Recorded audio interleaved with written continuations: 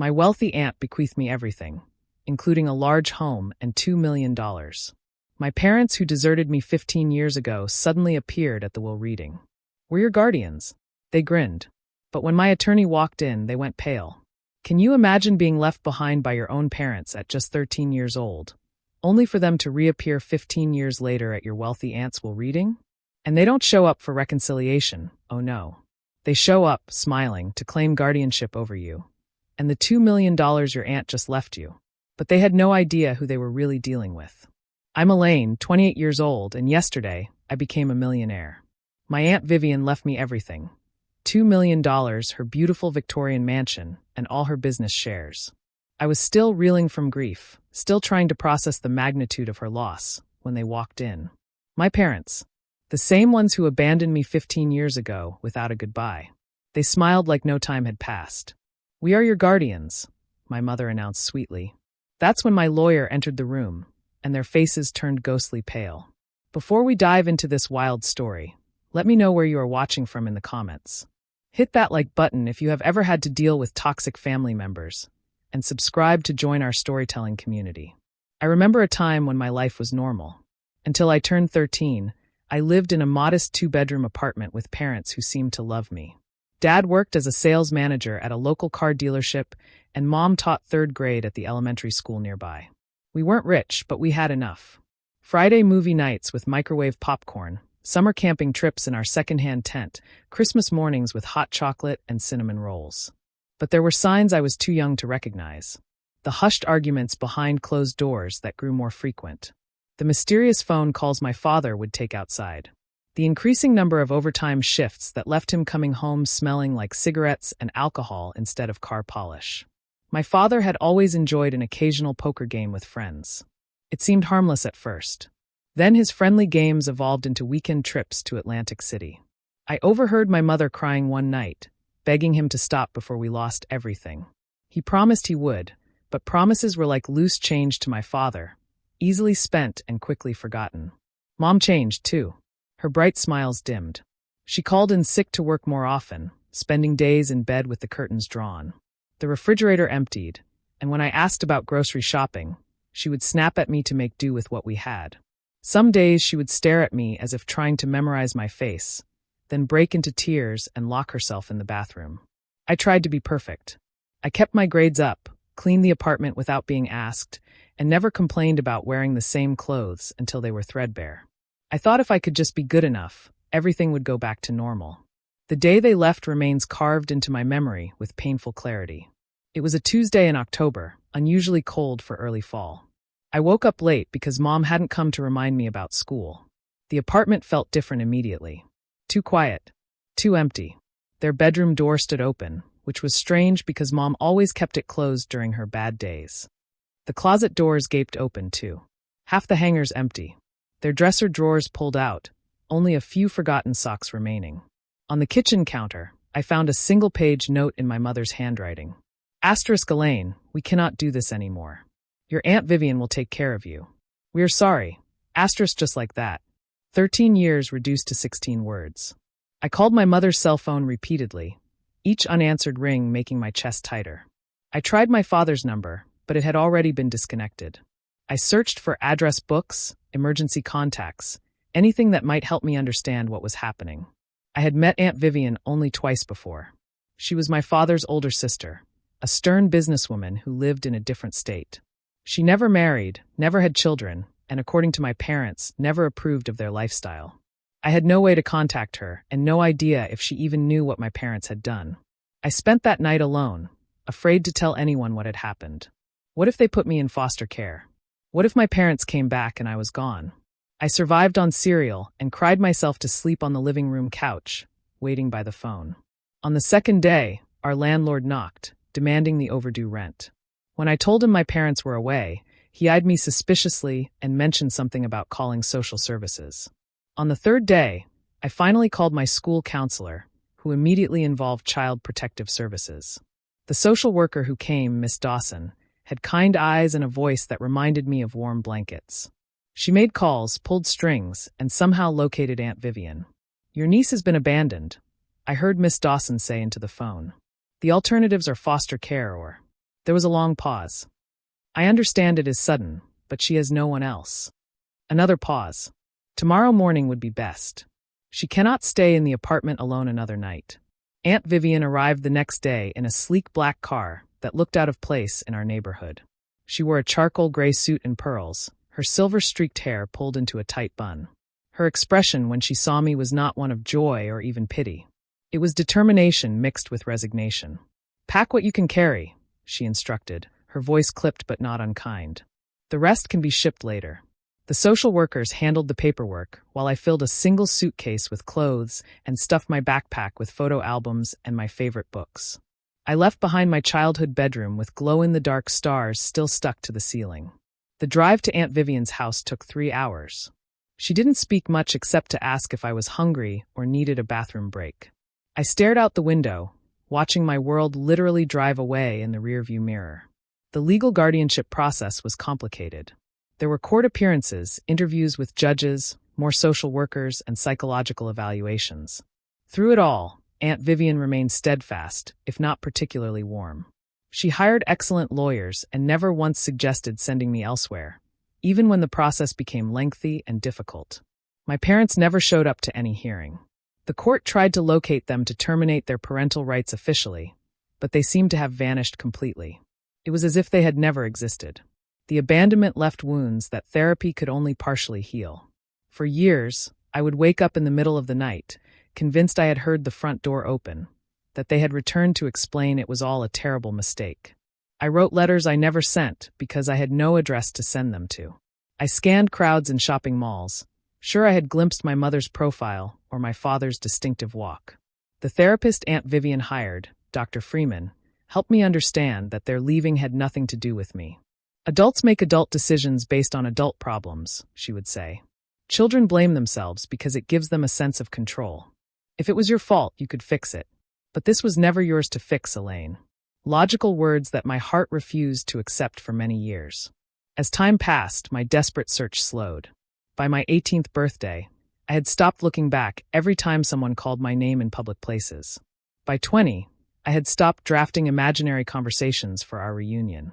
By 25, I had accepted that the parents I knew were effectively gone forever. Through it all, Aunt Vivian remained not warm, not affectionate, but dependable, rock solid. She never once broke a promise, never missed an appointment, never failed to provide what I needed. It was a different kind of love than what I had lost, but it was real. Moving into Aunt Vivian's home was like being transplanted to a foreign country. Her Victorian mansion sat on 2 acres of meticulously landscaped grounds, with a wrought iron fence surrounding the property. My bedroom was larger than our entire former apartment, with heavy velvet curtains and an antique 4-poster bed that made me feel like I had stepped into a period drama. The rules were numerous and strictly enforced. Breakfast at 7 sharp. Beds made before leaving for school. No shoes on the hardwood floors. Piano practice for 1 hour daily, whether I showed talent or not. Homework completed at the desk, not on beds or couches. Dinner conversation must include at least 1 current event topic and 1 personal achievement. No television on weeknights. I broke every rule in the first month, testing boundaries, perhaps unconsciously hoping to be sent away before I could be abandoned again. But Aunt Vivian never threatened to get rid of me. Instead, each infraction came with logical consequences. Late to breakfast? No breakfast, and a reminder that the kitchen closed at 7:30. Homework incomplete? My weekend plans were canceled until assignments were finished to her satisfaction. Behind her rigid exterior, however, I occasionally glimpsed something unexpected. Like when she found me crying over a photo of my parents on their wedding day, and instead of scolding me for dwelling on the past, she silently handed me a handkerchief and sat beside me until the tears stopped. Or when I failed a math test despite studying for hours, and she hired a tutor rather than criticizing my intelligence. Aunt Vivian had built her fortune from a small inheritance, turning a local housewares store into a chain of 30 upscale home decor boutiques across 3 states. She worked long hours but always returned for dinner, often bringing paperwork to complete afterward. On weekends, she took me with her to business meetings, expecting me to observe and learn. "Watch how people negotiate," she would instruct. "Notice who speaks first, who concedes points, who maintains eye contact. Business is human psychology applied to commerce." Education was paramount in her value system. When the local public school proved inadequate, she enrolled me in Westfield Academy, a private school with small classes and high expectations. The transition was difficult. My former school had not prepared me for the academic rigor, and the other students came from wealthy families with very different life experiences. I struggled with the coursework initially, spending hours at my desk while trying to catch up. There were nights I wanted to give up, convinced I would never belong in this world of privilege and preparation. But Aunt Vivian would not accept surrender. "Your circumstances change through no action of your own," she told me one night when I was sobbing over geometry proofs. "But your response to those circumstances is entirely your choice. You can use this opportunity or waste it. The decision is yours, but I warn you, I do not invest in lost causes." It was not the warm comfort I wanted, but her blunt pragmatism somehow steadied me. I hired a peer tutor with my allowance and created study groups with classmates. By junior year, I had worked my way onto the honor roll. College applications brought new stress. I wanted to attend a state university where several friends were going. But Aunt Vivian pushed for more prestigious schools. "Your friends are not thinking of their futures," she said. "They are thinking of continuing their social lives. You need to think strategically about building your career." Our biggest argument erupted over this difference in vision. I accused her of trying to control my life. She countered that I was squandering potential out of fear of leaving my comfort zone. "I never asked to be your project," I shouted. "And I never asked to be your guardian," she replied coolly. "Yet here we are. I am trying to give you options your parents never had." That silenced me. And in the quiet that followed, she did something unprecedented. She told me about my father's childhood. "Your father was brilliant," she said softly. "He could solve complex math problems in his head, but our parents could not afford college. He worked at the gas station instead while I got the scholarship. He resented that for years. Your mother was the same, bright, but limited by circumstances. I am trying to break that cycle for you." It was the first time she had spoken of my parents without judgment or anger. It gave me a window into their lives I had never had before, and it helped me understand her seemingly cold determination to push me academically. I applied to 7 schools and was accepted at 5. Ultimately, I chose Northwestern University to study business and marketing. Aunt Vivian paid the tuition without complaint, though I knew it was substantial. College brought new freedom and challenges. I joined clubs, made diverse friends, and discovered talents I never knew I possessed. I had a knack for design and marketing strategy that complemented the financial acumen Aunt Vivian had instilled in me. My summers were spent interning at her corporate office, learning every aspect of the business, from inventory management to vendor relations. Our relationship evolved during those college years. The physical distance somehow allowed emotional closeness to develop. Our Sunday phone calls became less formal, occasionally even including laughter. When I graduated with honors, the pride in her eyes was unmistakable, though she limited her public display of emotion to a firm handshake and a single nod. I moved back to her home after graduation, taking a position as marketing director for her company. We developed a comfortable routine, 2 independent women sharing space and occasional meals. I dated occasionally, though Aunt Vivian subtly discouraged any relationship that might distract from my career advancement. Then 2 years ago, everything changed again. Aunt Vivian was diagnosed with pancreatic cancer. The prognosis was poor from the beginning, but she approached her illness with the same disciplined determination she applied to everything else. "We all die," she said when I broke down after the diagnosis. "The only variables are when and how we use the time before that happens." She continued working as long as possible, transitioning responsibilities to me. As her strength waned, our roles reversed gradually. I became the one enforcing medication schedules, arranging doctor appointments, and ensuring proper nutrition.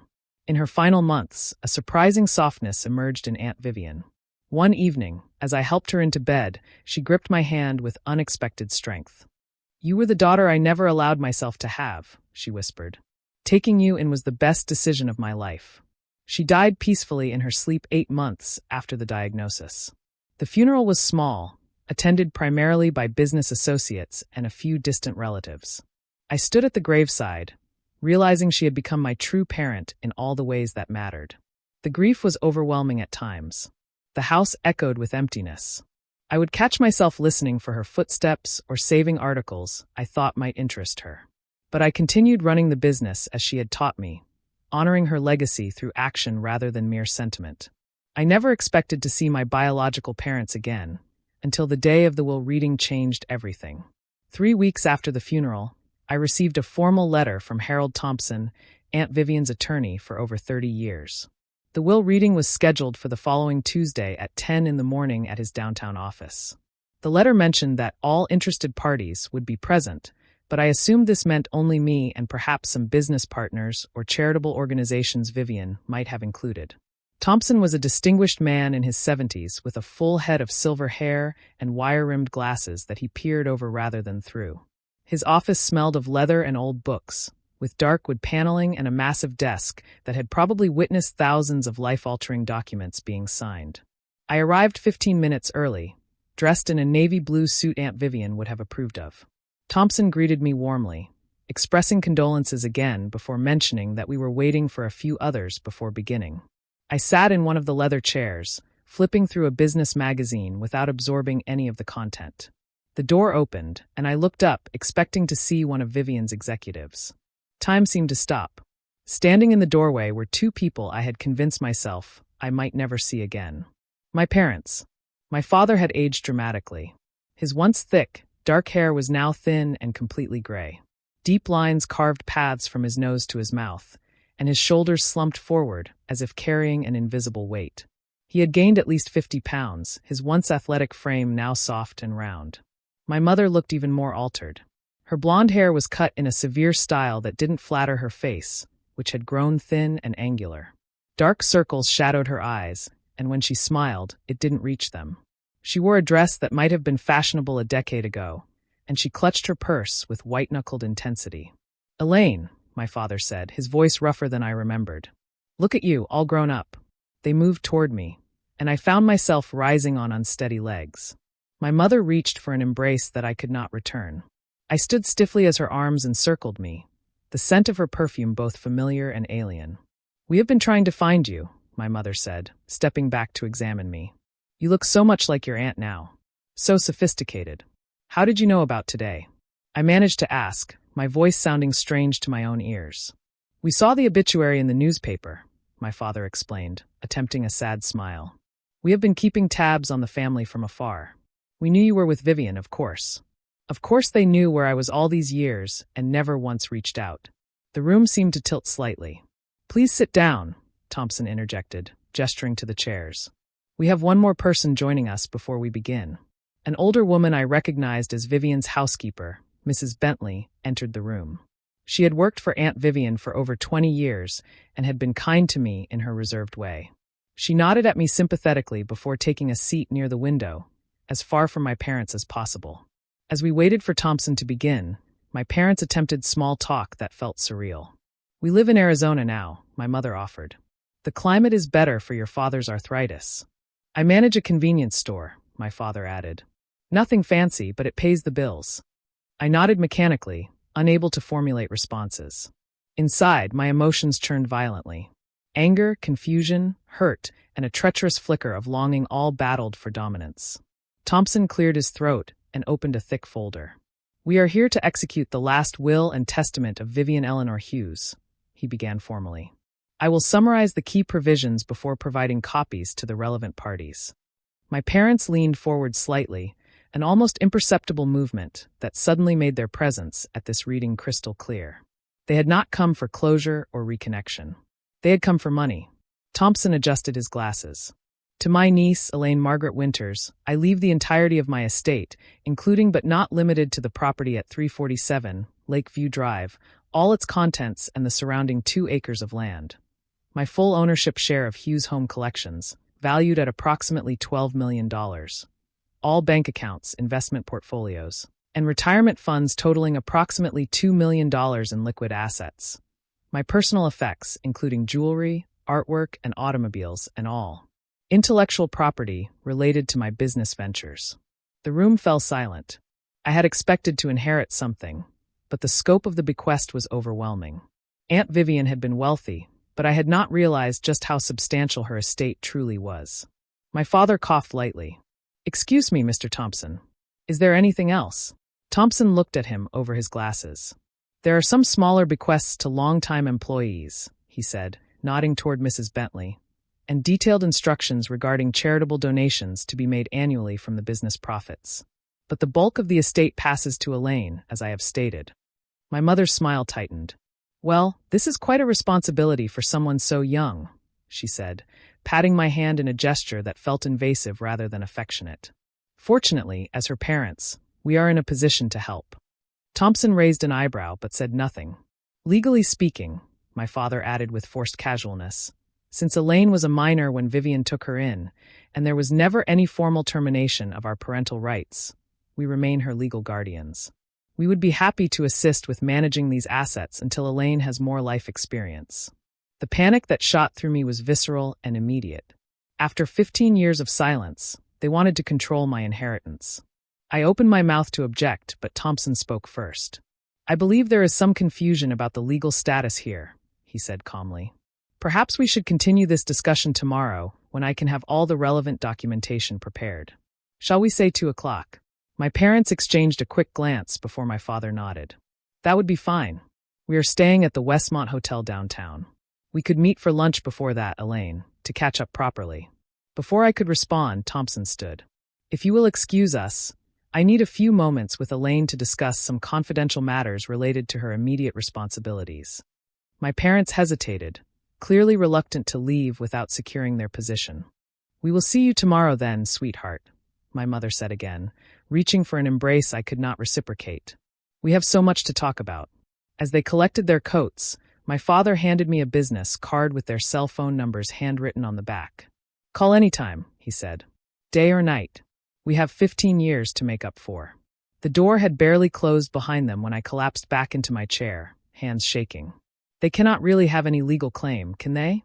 I asked Thompson. The attorney's expression was grim. I think you should prepare yourself for a difficult conversation tomorrow, he said. Your aunt anticipated this possibility, but I need time to organize her contingency plans. Mrs. Bentley approached before leaving, squeezing my shoulder gently. Your aunt was a wise woman, she said quietly.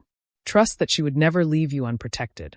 I left the office in a daze, ignoring 3 calls from my mother before I even reached my car. The childhood fantasy of my parents' return had finally come true. But instead of joy, all I felt was dread. Despite my better judgment, I agreed to meet my parents for dinner that evening. Thompson had advised waiting until our meeting the following day, but a part of me needed answers only they could provide. I chose a public restaurant, an upscale Italian place Aunt Vivian had favored for business meetings. They were already seated when I arrived, my father standing to pull out my chair with exaggerated courtesy. My mother had applied fresh makeup and styled her hair, looking more like the woman in my memories.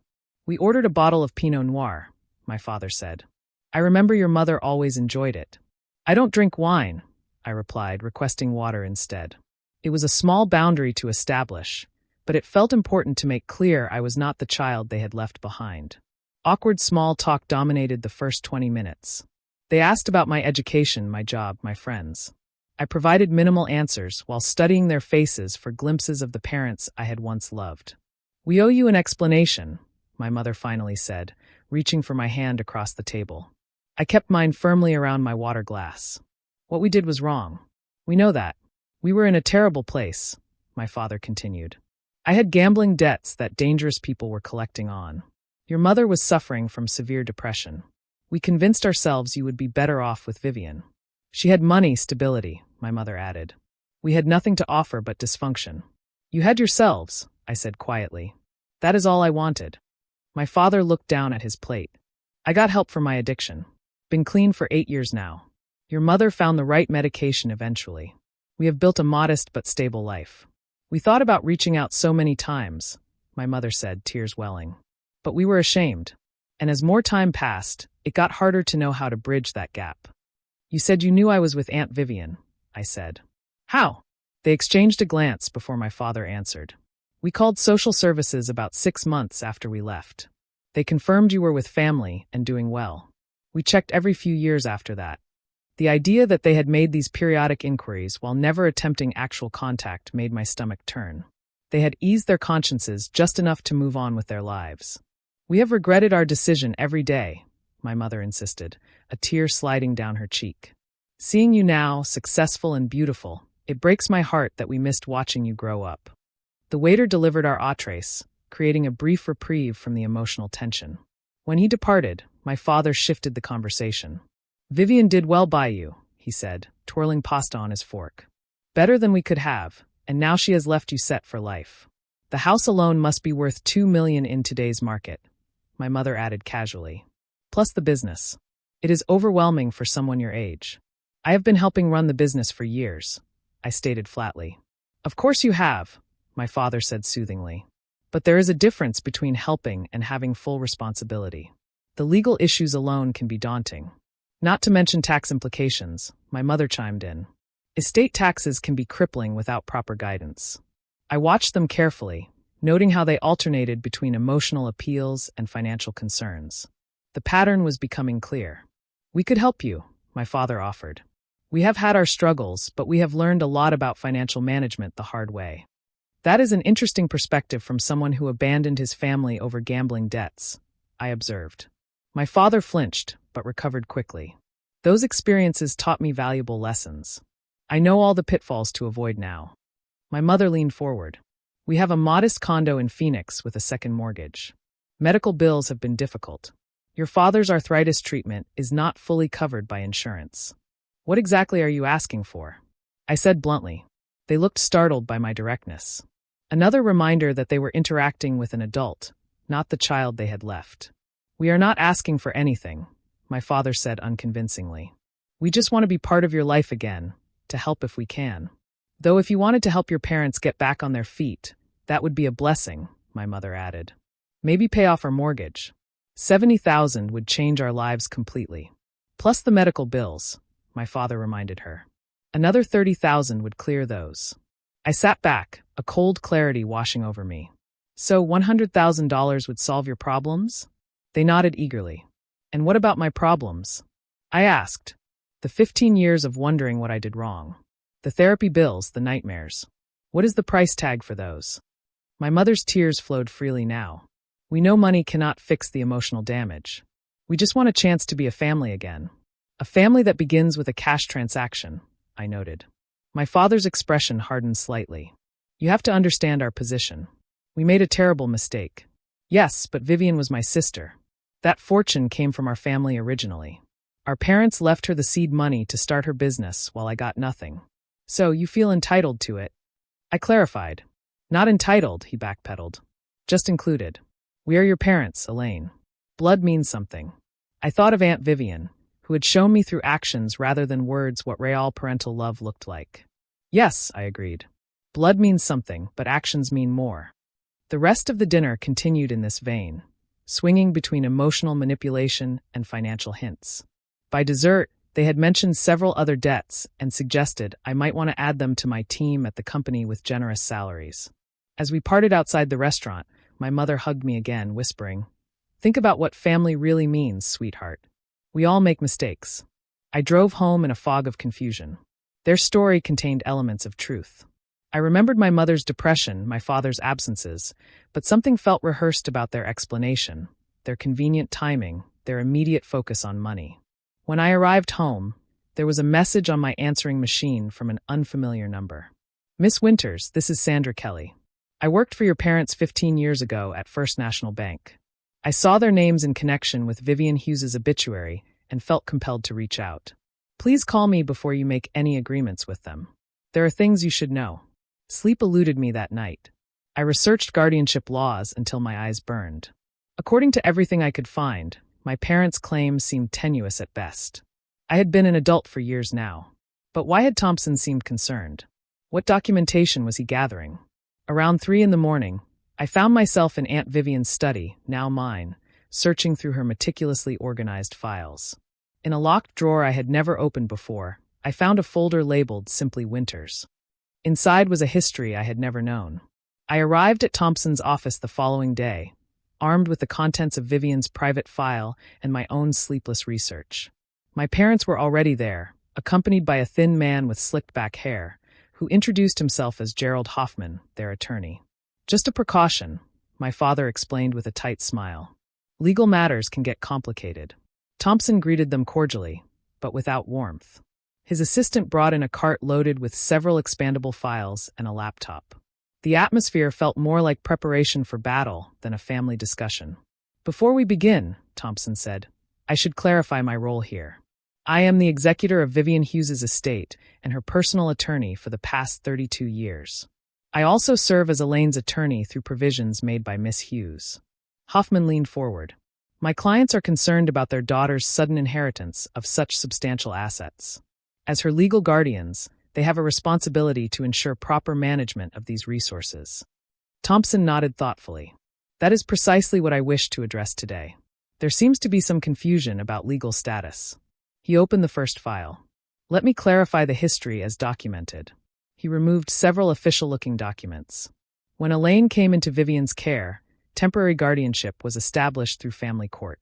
Social services documented multiple attempts to contact you both regarding permanent arrangements. My mother frowned. "We were dealing with serious issues, moving frequently." "Indeed," Thompson continued. "After 6 months of failed contact attempts, the court scheduled a hearing regarding permanent guardianship. Notices were sent to your last known addresses and published in appropriate legal journals." My father shifted uncomfortably. "We never received any notices." "Interestingly," Thompson said, "someone did contact the court claiming to represent you." He removed another document. "A man named Louis Barker appeared with signed affidavits allegedly from both of you, consenting to permanent guardianship transfer to Vivian Hughes." My parents exchanged a quick glance that confirmed my suspicions before my father spoke. "We never authorized anyone to represent us. Those signatures must be forgeries." Thompson adjusted his glasses. "Miss Hughes had similar concerns at the time. She hired a private investigator to locate you and confirm your intentions directly." He opened another file containing reports with photographs. The investigator documented Mr. Winters's activities at various casinos in Nevada during this period. He also photographed Mrs. Winters working as a cocktail waitress in the same establishments. When approached about Elaine's situation, you both explicitly confirmed your desire to terminate parental responsibilities. The color drained from my mother's face. My father's jaw tightened. "Furthermore," Thompson continued relentlessly, "the investigator documented a payment of $15,000 from Louis Barker to Mr. Winters the day after those affidavits were signed." "That was an unrelated business transaction," my father protested weakly. Thompson ignored the interruption. "Miss Hughes continued annual investigations to monitor your situations and determine if reconnection would be beneficial for Elaine. I have reports spanning 15 years documenting continued gambling activity, multiple evictions, job terminations, and several incidents involving collection agencies."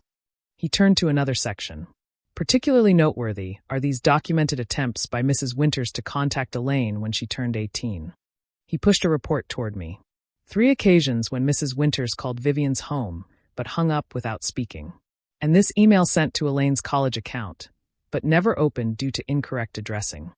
I stared at the evidence of these half-hearted attempts at contact, feeling a strange mix of pain and vindication. "Most significantly," Thompson said, removing a sealed envelope, "Vivian left this letter to be opened in exactly this circumstance." He handed it to me. The envelope bore my name in Aunt Vivian's precise handwriting. "Perhaps you would like to read it privately?" Thompson suggested. I shook my head and broke the seal, unfolding several pages covered in familiar script. "My dearest Elaine," I read aloud, my voice steadier than I expected. "If you are reading this, it means I have passed on and your parents have suddenly reappeared in your life. This is not a coincidence. Over the years, I have documented multiple instances where they attempted to extract money from me using you as leverage." My mother made a small sound of protest, but I continued reading.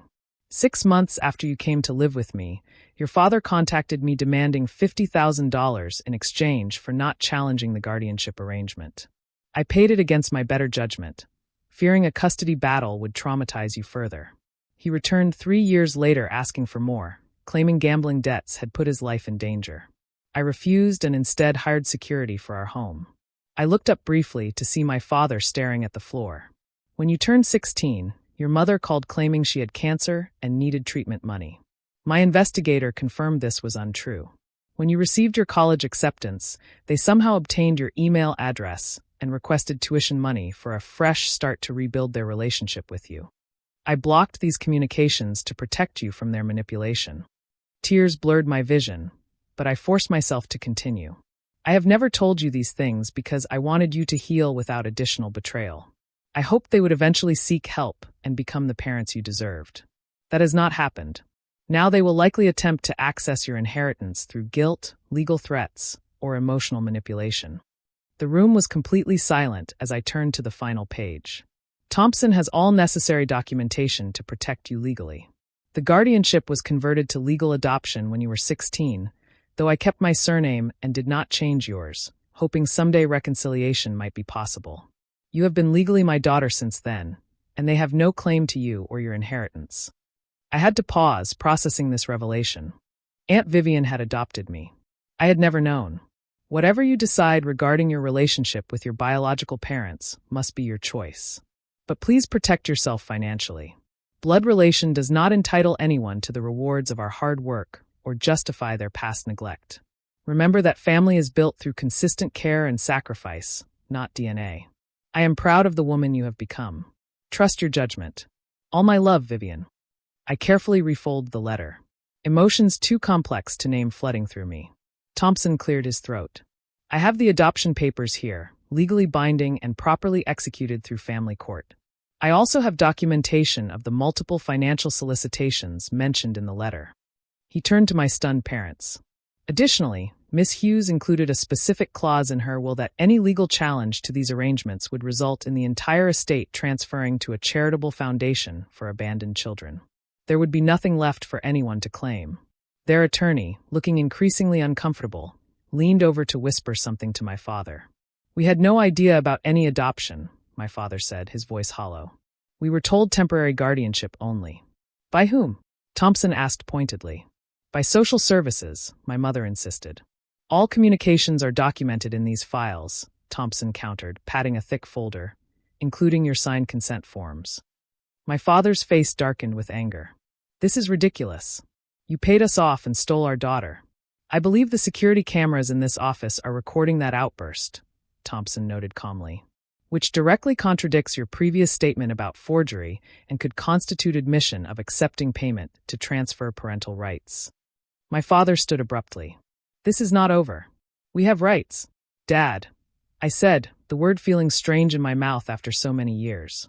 I found Vivian's file last night. I know about the other families, too. His expression faltered. What other families? The Petersons in Colorado, the Galinskas in Oregon.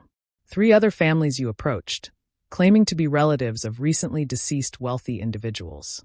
It seems abandoning children and then trying to cash in on their inheritances has been your pattern for quite some time. My mother began to cry in earnest now. That is not true.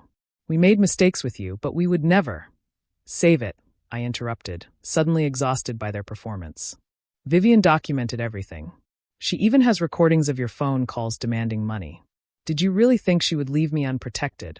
My father's rage shifted to calculation. Listen, Elaine, there has been a terrible misunderstanding. We can work this out as a family. No need for attorneys and accusations. I think we are done here, I said, standing. Thompson, is there anything else legally required of me today? No, he answered. The estate transfers to you cleanly. Your parents have no legal standing to challenge the will or the adoption. Then I would like them to leave. Elaine, please, my mother begged. Just give us a chance to explain. 15 years, I said quietly. You had 15 years to explain. Instead, you waited until there was money involved. That tells me everything I need to know. Thompson pressed a button on his desk, and 2 security officers appeared at the door. These gentlemen will escort you out, he informed my parents. Any further contact with Miss Winters should be directed through my office. You cannot do this. My father shouted, his face reddening. She is our daughter. No, I corrected him. I was your daughter. Now I am Vivian's. And she taught me to recognize value beyond price tags. As security led them toward the elevator, my mother turned back. This is not who we raised you to be. We gave you life. And Vivian gave me everything else, I replied, including protection from people who see relationships as transactions. After they had gone, I collapsed into a chair, emotional exhaustion overtaking me. Thompson sat beside me rather than behind his imposing desk. You should know, he said gently, that I am also your godfather.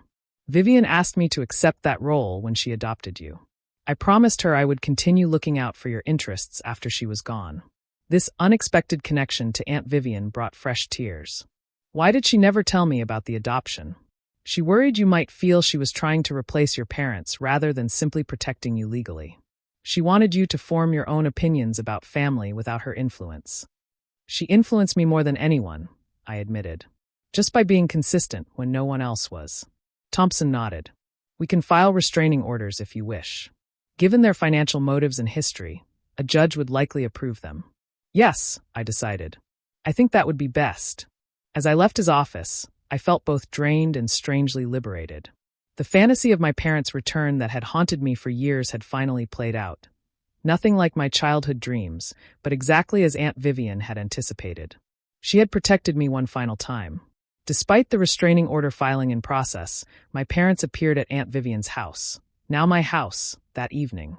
I saw their rental car pull into the driveway as I was preparing dinner.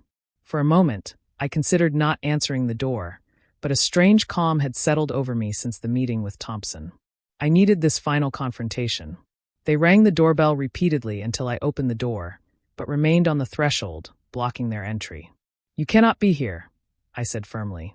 A restraining order has been filed. We are still your parents, my father shouted, his earlier polish completely abandoned. You owe us the decency of a conversation without lawyers and security guards. I owe you nothing, I replied evenly. But I will give you 5 minutes to say whatever you came to say. Then you need to leave before I call the police. My mother pushed past me into the foyer, her eyes darting around to assess the home's interior. We just want to understand why you are being so cold, she said. We made a terrible mistake years ago, but we are trying to make amends now. By attempting to take control of my inheritance? I asked. That is an interesting approach to making amends. My father followed her inside despite my objection. That woman poisoned you against us, he spat. Vivian always resented me. She used you to hurt me. Vivian saved me, I corrected. She gave me stability, education, and self-respect. She taught me that love is shown through actions, not just words. We loved you, my mother insisted. We were sick. Depression is a real illness. Your father's gambling was an addiction. We needed help, not judgment. I was 13 years old. I reminded her, my voice finally breaking. I needed parents, not excuses. Do you have any idea what it was like to wake up and find you both gone? To wait by the phone for days, hoping you would call? To search the apartment for clues about where you had gone? My father looked away, unable to meet my gaze.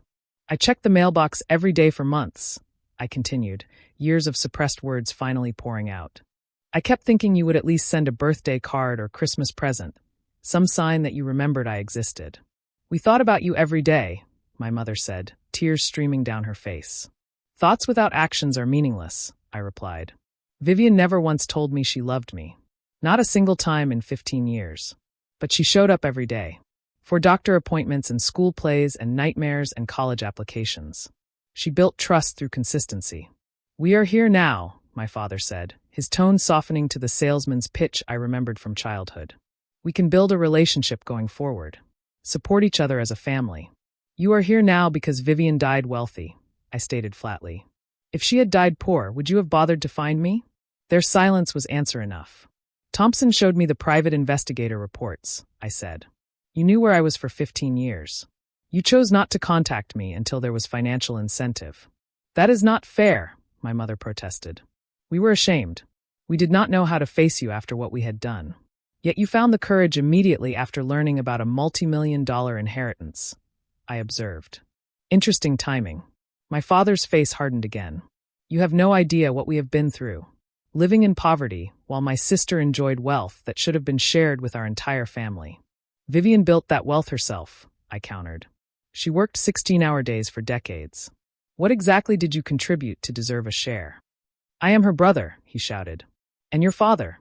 Biology is not an entitlement program, I said, Aunt Vivian's pragmatic influence evident in my response. You cannot abandon your responsibilities for 15 years and then show up expecting rewards. My mother collapsed onto an antique chair, sobbing dramatically.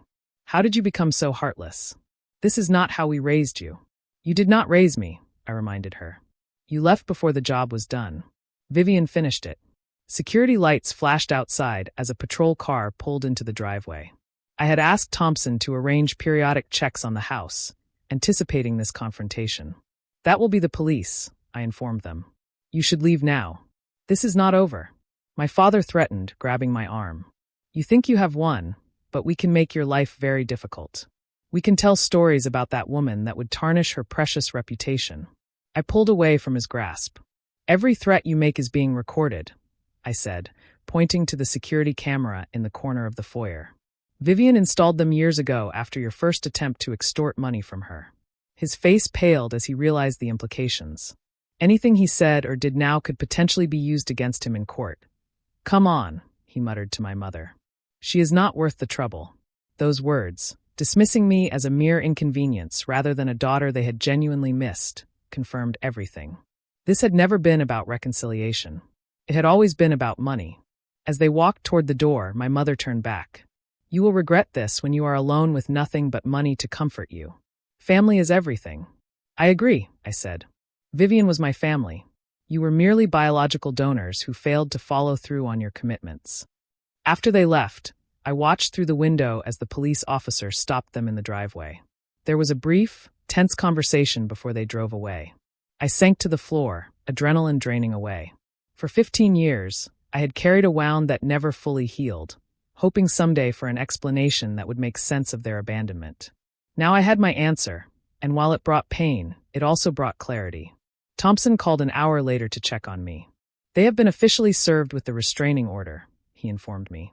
"They cannot legally come within 500 feet of you or contact you directly." "They said it was not over," I told him. "That they could cause problems." "Empty threats," he assured me. "The documentation we have would make any legal challenge futile and potentially criminally liable for them. They were paid to give up custody and then tried to extract more money repeatedly. No court would look favorably on that history." After we hung up, I wandered through Aunt Vivian's house, seeing it with new eyes. The formal dining room where she had taught me proper table manners, the study where we had reviewed business reports together, the garden where she had occasionally joined me for morning coffee in comfortable silence. In her bedroom, which I had not entered since her death, I found a small wooden box on her nightstand that I had never noticed before. Inside was a collection of items that stunned me: report cards, school photos, newspaper clippings of academic awards I had received, even the program from my college graduation with my name highlighted. Beneath these mementos was another sealed envelope with my name on it. Unlike the formal letter Thompson had presented, this note was written on personal stationery. "Elaine," it began simply, "I have never been skilled at expressing emotions. My generation and upbringing discouraged such displays. But as I face my mortality, I find myself regretting this limitation. So let me state plainly what should have been said years ago. I love you, not out of obligation or duty, but because of who you are. Your resilience, intelligence, and capacity for kindness, despite early betrayal, have been my life's greatest joy to witness. I did not give you life, but watching you live it has been my privilege. The legal adoption papers were signed years ago, not for your protection, but for my peace of mind. I wanted the world to know you were my daughter in every way that matters. Be well. Be wise. Be happy. Mom." That final word, never spoken between us in life, broke something open inside me. I wept that night, not for the parents who had returned with selfish motives, but for the one who had never claimed the title yet, had earned it completely. 6 months have passed since that final confrontation with my biological parents. According to Thompson, they returned to Arizona after making one unsuccessful attempt to contact the local newspaper with revelations about Aunt Vivian. The editor, a longtime friend of Vivian's, had immediately called Thompson instead. "The house feels like mine now. I have repainted some rooms, rearranged furniture, and added touches that reflect my own taste while honoring Vivian's elegant sensibilities. The formal dining room now doubles as my home office, with large monitors sitting somewhat incongruously on the antique mahogany table where Vivian once hosted business dinners. The business continues to thrive under my leadership. I have implemented some modernization strategies Vivian had resisted, particularly in online marketing and inventory management. Our web presence has expanded significantly, and we have opened 2 new locations. The employees who knew and respected Vivian have transferred that loyalty to me, many expressing that they see her influence in my management style. Perhaps the most meaningful project has been establishing the Vivian Hughes Foundation for Family Reconnection. Using a portion of the inheritance, I created a nonprofit organization that supports children who have experienced abandonment or family separation. We provide therapy, educational opportunities, and transitional housing for young adults aging out of foster care. Through the foundation, I have met others with stories similar to mine. Some found reconciliation with their biological families. Others created chosen families from friends and mentors. Each journey is unique, but the common thread is the human need for stable, consistent relationships. My own therapy has continued, now focused less on the original abandonment and more on processing the complex emotions raised by my parents' return and true motivations. Dr. Freeman has helped me understand that closure sometimes comes in unexpected forms. The fantasy of reconciliation often serves a purpose in the healing process, she explained during a recent session. But the reality rarely matches the fantasy. Sometimes the greatest growth comes from accepting what cannot be fixed and building something new instead. 3 months ago, I received a letter from my mother. Unlike their previous communications, this one contained no requests or demands, just a simple acknowledgement of wrongdoing and an expression of regret that seemed, for once, genuine. I have not responded yet. I may never do so. The letter sits in my desk drawer, neither rejected nor embraced, while I consider what, if anything, I want from that connection. I have found unexpected comfort in relationships I had previously taken for granted. Mrs. Bentley, Vivian's housekeeper, still comes twice weekly. She has slowly shared stories about Vivian from before I arrived, painting a fuller picture of the woman who became my true mother. She was terrified when you first came, Mrs. Bentley confided recently. She had never wanted children, never thought she had the temperament for motherhood. The first night after you arrived, I found her in the kitchen at 3 a.m. researching child development books online. These glimpses into Vivian's private concerns and efforts touched me deeply. She had taken on a responsibility she never sought, but fulfilled it with characteristic thoroughness and commitment. Thompson has become a regular presence in my life as well, joining me for dinner monthly and offering guidance on both business and personal matters. As my godfather, he has embraced a more avuncular role than his previously formal demeanor suggested possible. Vivian would be proud, he told me recently as we reviewed the Foundation's first quarterly report. Not just of your business acumen, but of your resilience. She worried constantly that your early experiences would leave you bitter or untrusting. Instead, you have channeled that experience into helping others. I have begun dating again after putting romance aside during Vivian's illness and the subsequent legal complications. Nothing serious yet, but I find myself approaching relationships with clearer boundaries and expectations. Vivian's example taught me that love should be demonstrated through consistent actions, not merely professed in convenient moments. The most profound change has been internal.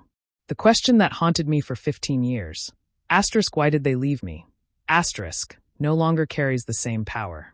I understand now that their departure reflected their limitations, not my value. More importantly, I recognize that Vivian's decision to stay, to commit, to show up day after day, was the more significant choice. Last weekend, I visited Vivian's grave with fresh flowers. The headstone is elegant black granite with simple lettering, exactly as she specified. I had a small addition made after the adoption revelation, the word mom engraved beneath her name. Standing there, I realized that family is not defined by blood or legal documents, but by the 1,000 small choices made daily. Who shows up, who stays, who tells difficult truths, who creates safety rather than chaos. Vivian taught me through example that wealth is not measured solely in financial terms. True abundance comes from integrity, from commitments honored, from trust built slowly and maintained carefully. These are the values I carry forward, her most valuable bequest. The inheritance she left me extended far beyond property and investments. She gave me a model for living with dignity and purpose. She showed me that chosen family can be stronger than biological bonds. And she demonstrated that love need not be frequently spoken to be deeply felt. I will never know if my biological parents truly regret their actions or simply regret losing access to financial resources. In the end, their motivations matter less than I once thought. What matters is the life I choose to build moving forward, the relationships I nurture, and the legacy I create. Have you ever had to redefine your understanding of family?